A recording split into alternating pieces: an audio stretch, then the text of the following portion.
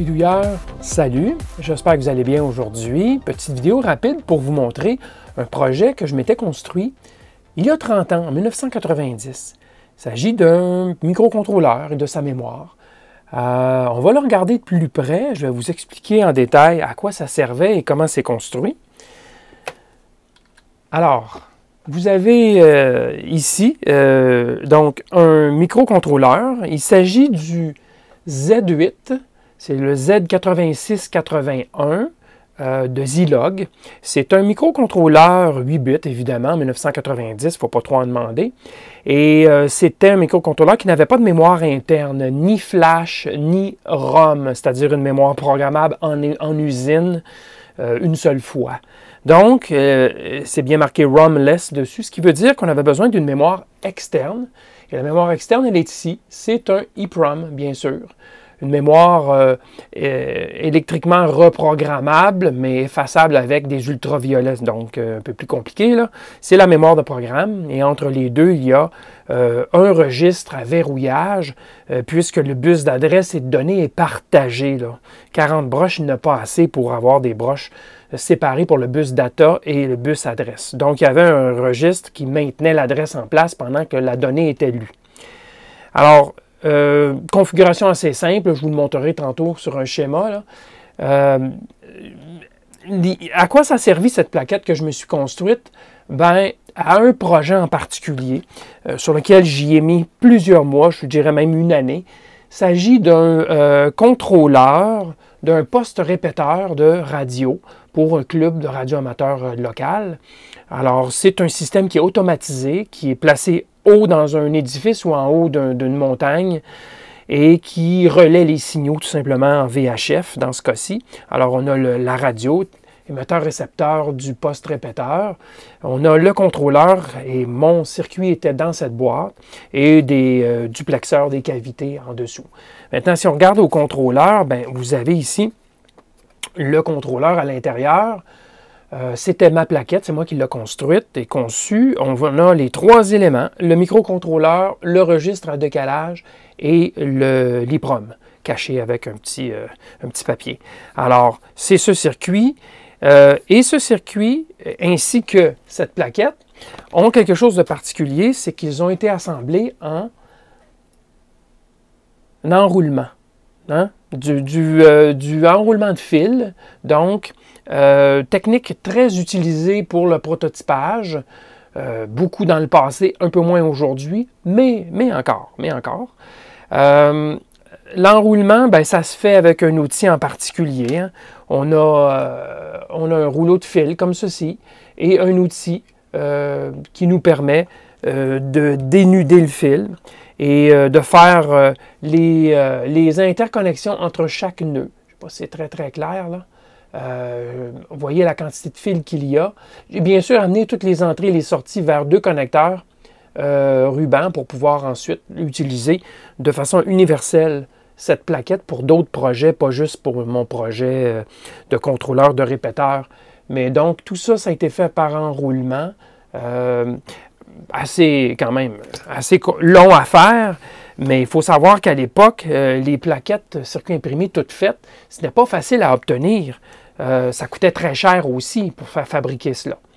Et donc, c'était préférable pour ce genre de projet numérique avec des bus de faire de l'enroulement quand on avait juste un à faire, bien sûr, hein, parce que c'était le cas ici, j'en avais juste un. Alors, c'est une pratique courante pour du prototypage, mais aussi pour de la production.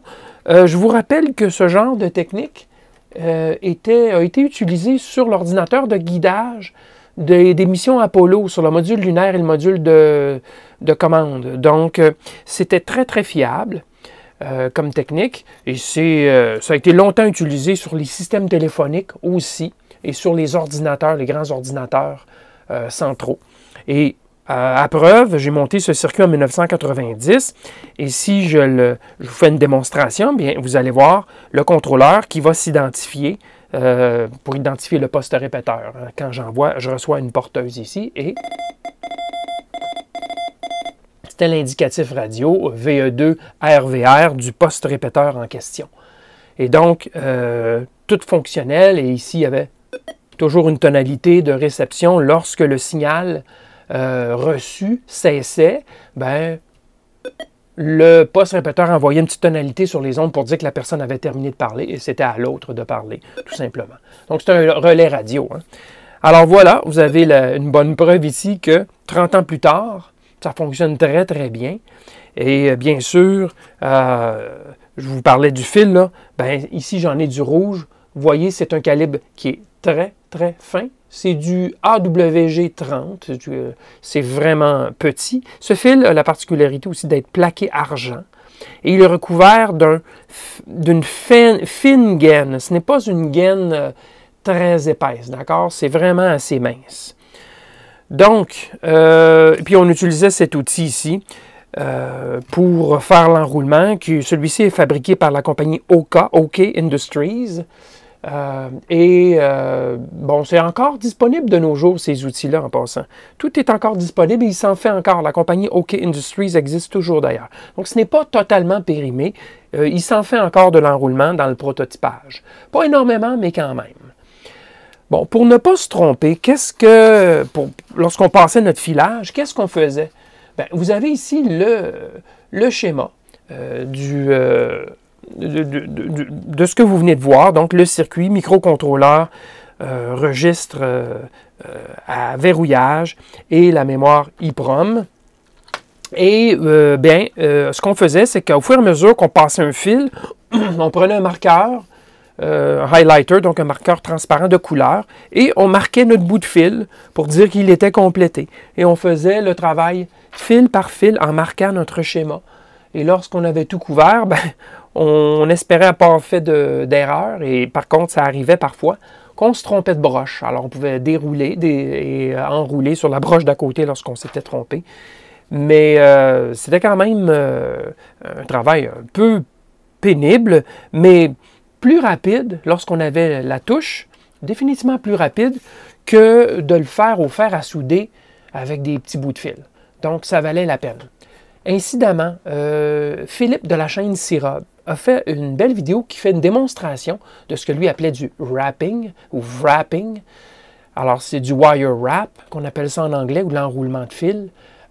Sa vidéo, qui montre en détail les différentes techniques et les plaquettes, et ainsi de suite, bien, je vous conseille de la visionner. Je vous donne un lien dans la description sous la vidéo. Et pour moi, bien, ça se termine ici aujourd'hui. Je vous dis merci et à la prochaine.